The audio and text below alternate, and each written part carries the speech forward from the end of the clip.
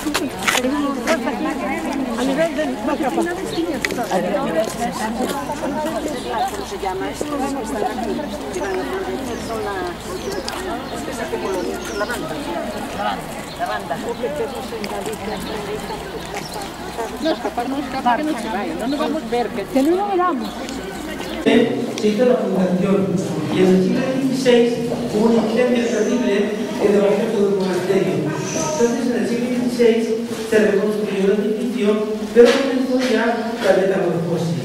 Comenzaron a incorporarse elementos decorativos del siglo XVI, XVII y XVIII.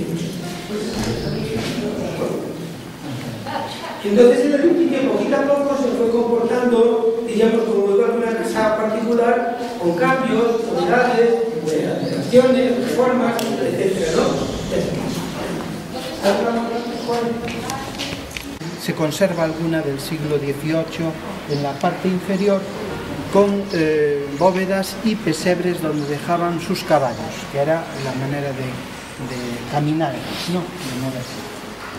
Hoy, como ven, se está retejando, se retejó ya esa parte porque hay muchas goteras, es un edificio muy grande y el monasterio, aunque esta parte que ven aquí es del siglo XVIII, el origen del monasterio se remonta al siglo XII. Hay partes del siglo XII, del año 1137, donde había un grupito de ermitaños viviendo aquí, liderados por el abad Don García, al que les ceden unos terrenos el monarca Alfonso VII y empiezan a construir la iglesia en el año 1140 y desde entonces pasa a formar parte hasta hoy de la orden cisterciense, la orden cisterciense hasta hoy. Y solo estuvo abandonado el edificio monástico desde el año 1834 por la ley de la desamortización que decreta la expulsión de los monjes, no de la comunidad parroquial, que se mantiene como parroquia la iglesia, por eso se conserva también, pero sí el edificio monástico que acaba pues siendo derruido por los años y también por la depredación de las gentes. Entonces, vamos entonces ahora a aproximarnos al origen del monasterio. Vamos a ver dónde estaba la que manda a construir una base de la Congregación de Castilla, que viene a vivir aquí, y que pasan a vivir la Congregación de Castilla, los monjes de la Congregación de Castilla, a partir del siglo XVI pasan a vivir a la planta de arriba, construyen esta escalera llamada de honor, que es una escalera de influencia herreriana, el arte de Juan de Herrera del Escorial de Madrid, que se refleja sobre todo en esta punta de diamante que ven aquí. La escalera está deteriorada en parte porque hace como 30 años, cuando hubo una restauración del monasterio, no se había llevado a cabo, se empezaba a realizar, pues la gente cubrió esto de tierra y lo pusieron una explanada y con carros bajaban piedras del refectorio monumental que había sido derrumbado, ¿no? Es la entrada de esa época, a partir del siglo XVII, cuando no existía todavía el patio de caballeros, esta hospedería monástica. Entonces eso era como un huerto, eso que acabamos de ver era la huerta, finca del monasterio. Y allí se conserva esto, y de eso conservamos alguna farmacopea y algún botamen de la época. Aquí, en la escalera, en la segunda mitad del siglo XVII, se añaden esas hornacinas con santos de la orden cisterciense. Aquel que ven aquí al frente es San Fabiano, que fue un monje alemán del siglo XII, de Colonia, sale a Alemania, a los grandes santuarios de la cristiandad, Roma, Santiago de Compostela, y hace vida ermitaña ahí en Castrelo do Miño, por la zona del Miño, y luego termina, viste el hábito monástico, atraído por la fama del monasterio recién fundado de Osella. Pero él termina su vida pues, en Galese, cerca de Roma, donde se conserva su cuerpo. Sí. Sí. pero silencio y todos juntos, una pila, no podemos dispersarnos, sino, es muy grande este monasterio. Esas personas que están por ahí, por favor, que vengan para el... Nace aquí, lo que pasa es que esto era un patio, un claustro románico. Todos los monasterios cistercienses del siglo XII que funda San Bernardo, que fue fundado por San Bernardo, que aparece allí, allí, pues todos están constituidos por un patio románico, una iglesia y un comedor. Eso es todo monasterio. Después, con los siglos, por las necesidades del espacio, por el crecimiento de la comunidad, va creciendo el espacio. Se convierte en el patio de medallones renacentista, que ven aquí, que lo construyen los monjes bernardos de la Congregación de Castilla. Ya les dije que pasan a vivir a la planta de arriba y lo adornan con esos medallones que suman 40 en total, que son personajes bíblicos, no sabemos muy bien su identidad, pero son bíblicos, profetas del Antiguo Testamento. Son San Bernardo de Claraval, aquel bufón de la corte medieval que era el payaso de las películas, ¿se acuerdan? Pero también aparecen una serie de personajes que son de la época, grandes personajes de la época del siglo XVI, Carlos I de España, rey, el emperador de Alemania, Carlos, marineros, ustedes que son de mar. Los hermanos Pintones son... que siguieron a Bayona, sí. Esta fuente, la original, se la llevaron a Orense después de la desamortización. Las fuentes que van a ver en los patios no son originales de aquí, se las llevaron. Porque esto quedó abandonado, no había una legalidad. La pueden ver en Orense, en una plaza que se llama la Plaza de ¿La plaza? Plaza de qué?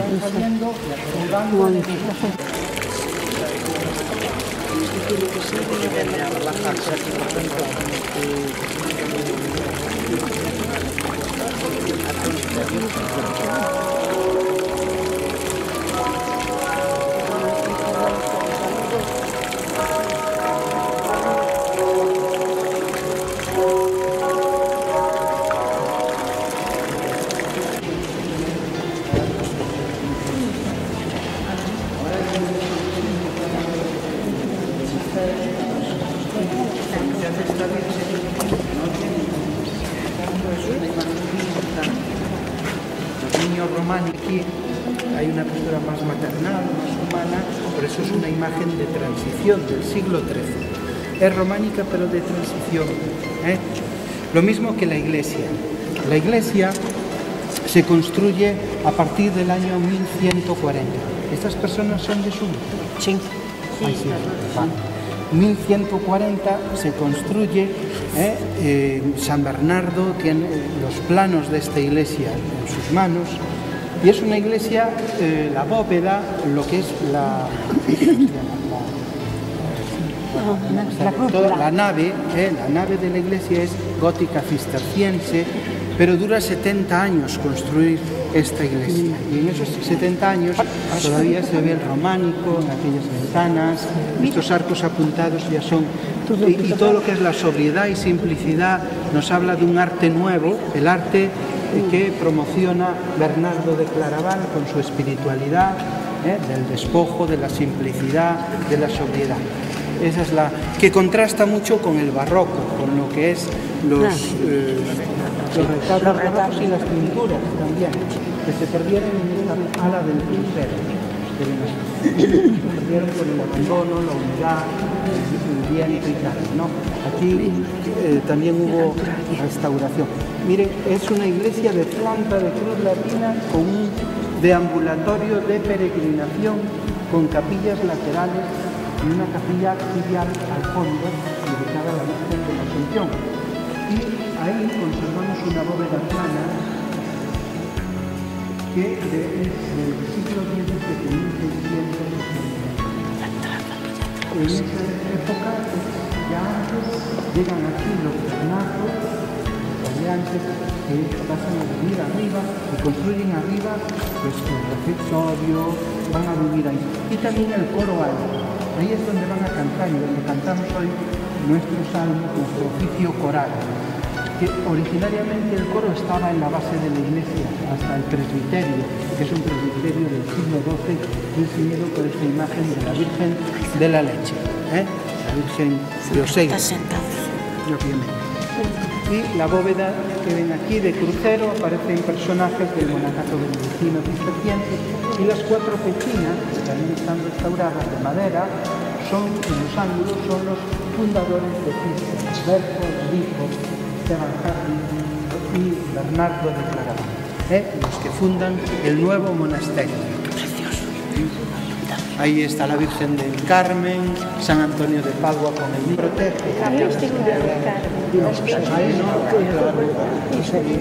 Sí, está allí. Los retablos aparece Raimundo de Fitero, no es Santiago Peregrina.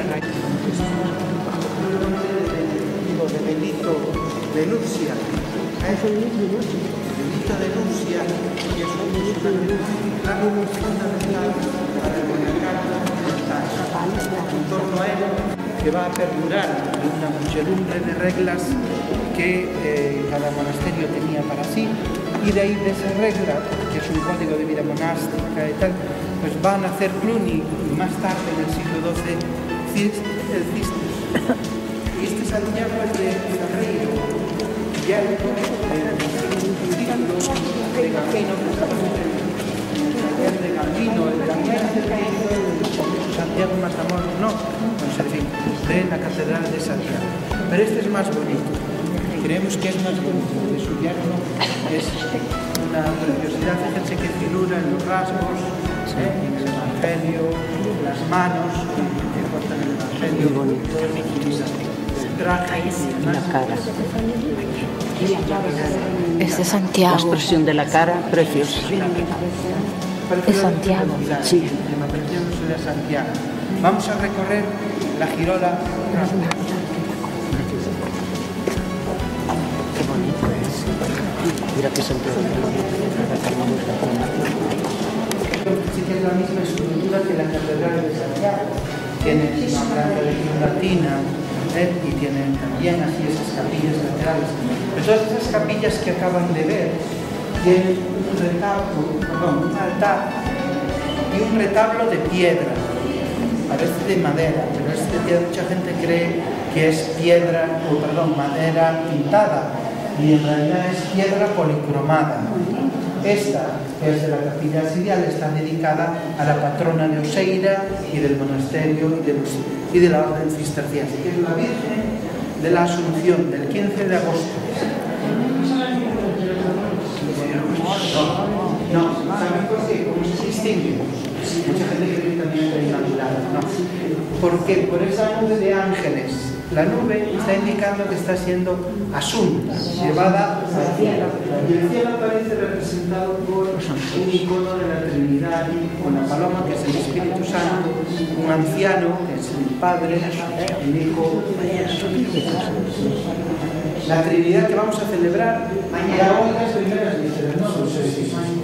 Es una fiesta muy bonita y les pedimos que recen por nosotros porque está dedicada por los que se dedican al oficio tan raro de rezar, tan raro, pero necesario también.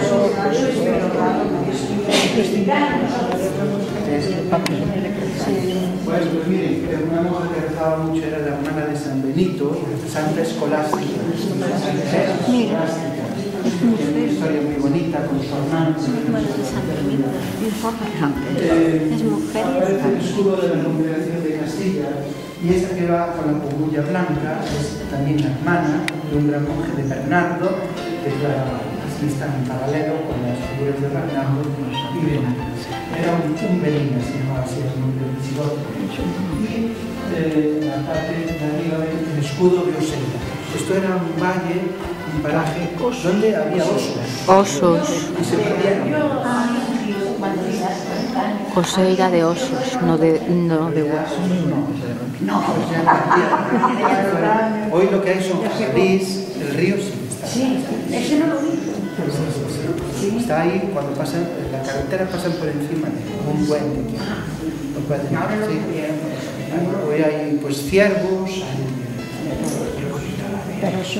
Bueno, desde fuera podemos ver un tramo de tejadas en piedras del siglo XII también, y ahí estaría el cementerio, que lo pueden ver desde el autobús. Entonces ahora vamos a un sitio que es más bonito aún que este, que es la sala de las palmeras. La sala de las palmeras. Es precioso.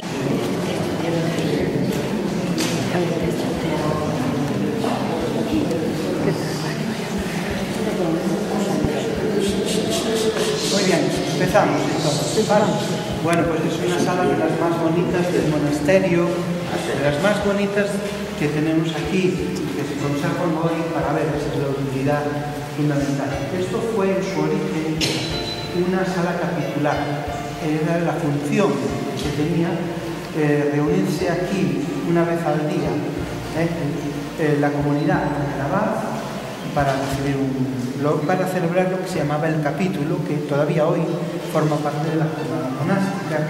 Y se llama capítulo porque se empieza siempre leyendo un capítulo, un pasaje de la regla de San Benito, esa regla que tenía y que todavía hoy ordena nuestra vida. Se llama también la sala de las palmeras por estas columnas que ven así. Todas están como torsionadas, labradas directamente, extraídas de la cantera y trabajadas así, con esas flores que adornan, en total son 280 flores. Y están todas torsionadas como si el artista quisiera darles la sensación de que el viento está como moviéndose. Es una sala muy bonita por eso. Ahí estaba la entrada de esta sala que comunicaba con el patio de los medallones. ¿Se acuerdan del patio? Que hasta este momento, hasta el siglo XVII-XVI, es el único claustro. No existía el primero que vimos, ni el último que vamos a ver. Solo existía ese pequeño patio, que ya es el patio de medallones, y en torno a él se ordena toda la estructura del edificio monástico, que se construye en arreglo a las necesidades de la jornada monástica, como esto sería la sala capitular, la iglesia, el refectorio por otro lado, el dormitorio que estaría en la planta de arriba y demás. Pues ahí estaría la entrada. Hoy está todo cerrado, tapiado, porque esto después se convirtió en una sacristía a partir del siglo XVII. Fíjense que está llena de medallones, de esos medallones con figuras así un poco estrambóticas, un poco incluso excéntricas, pero que son figuras que el artista hace con mucha intención. Por ejemplo, esta que ven aquí en el centro sería la más importante de todos los medallones, porque simbólicamente representa a Cristo, bajo la figura del mito del andrógeno. El andrógeno era un mito de la antigüedad, estamos en el Renacimiento, entonces el Renacimiento mira hacia atrás, hacia la antigüedad clásica. Y el andrógeno, fíjense que tiene dos caras y una se diferencia de la otra por un rasgo que tiene bigote. El bigote está indicando que es un varón, una parte varón y la otra sería el rostro de una mujer. Pero juntos forman una humanidad, un individuo esférico que forma en sí mismo, reúne la dualidad varón y mujer. Es un mito, una fábula de la antigüedad que se dio por todo lado de esto. Aquí estaría en la entrada el personaje del Antiguo Testamento, la esposa de Satanás, de los cantares. Sí, el cantar de los cantares del mío, sí. Nupcias y que simbolizan el amor de Yahvé por su pueblo de Israel. Esta sería la esposa de Satanás con un collarín al que se alude en el capítulo 2 y aparece aquí porque precisamente en el momento del capítulo los abades cistercienses de la primera hora, como San Bernardo de Claraval, etc., tenían comentarios al cantar de los cantares. Tenemos, por ejemplo, 80 y pico sermones a cantar los cantares de San Bernardo, se conservan en un libro. Y era aquí donde lo que pronunciaba en el momento del capítulo esos árboles. Aquí aparece la flor de lis, símbolo de la monarquía de Francia, y aquí aparece también el símbolo del mito de la antigüedad del ave fénix. La muerte y resurrección de Cristo.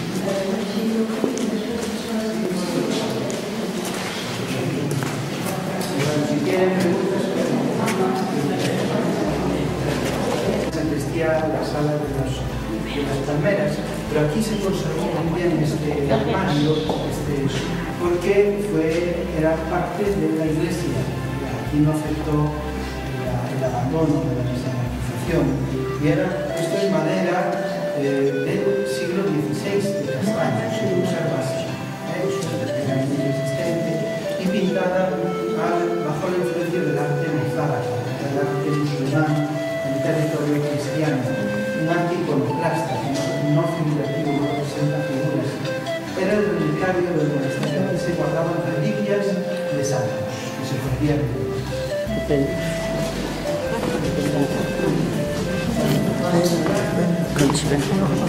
Se llama así, popularmente se le conoce así por esos pináculos que adornan esos contrafuertes que ven ahí.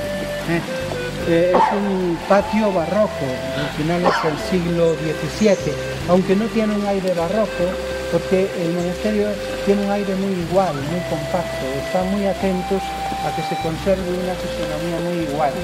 Y lo construyen también los bernardos, los monjes. Cuando crece mucho el número de monjes aquí, llegan a ser más de 100.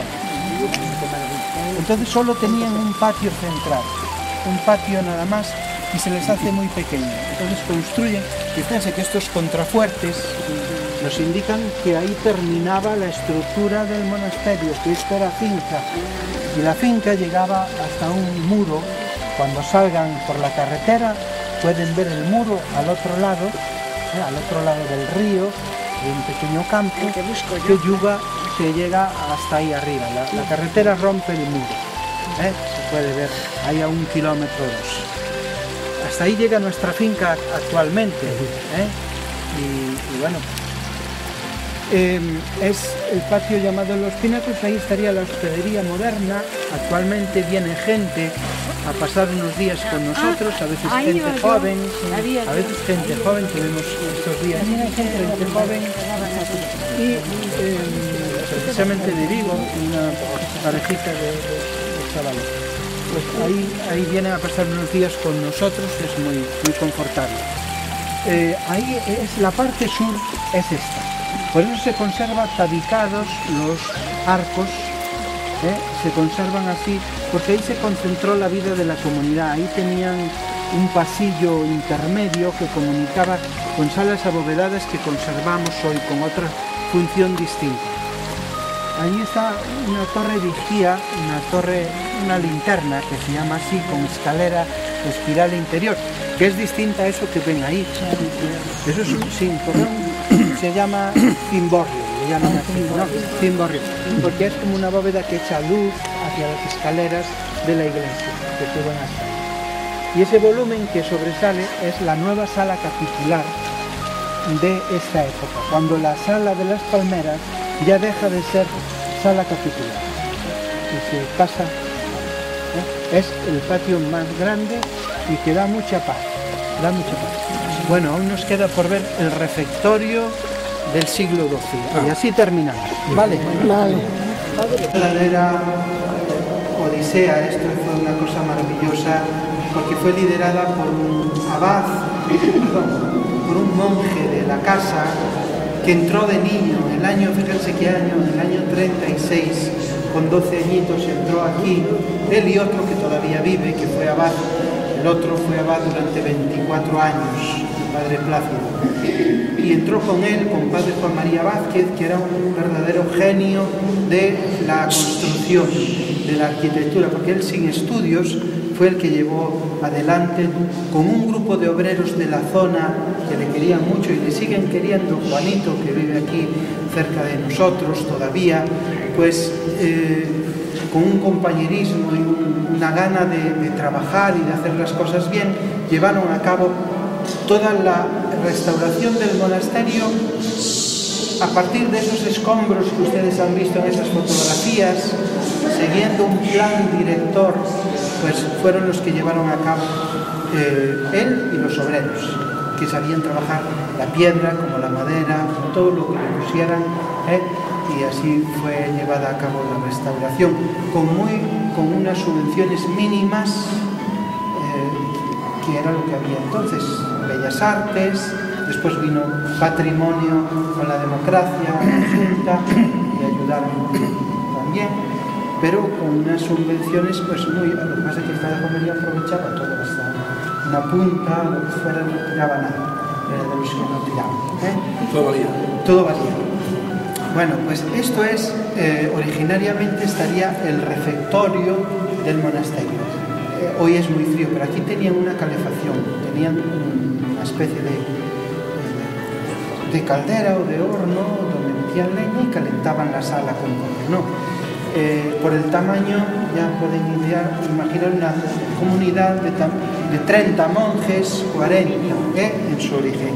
Hasta el siglo XVI, que cambian de lugar, pasan arriba, y esto se convierte en un establo a partir de entonces. Por eso aparecen esos pesebres. Y hoy en día es un museo de piedra con cañerías, sobre todo las cañerías es lo que más llama la atención, porque las construyen los hermanos legos del monasterio, los obreros, para canalizar el agua desde el río hasta el monasterio.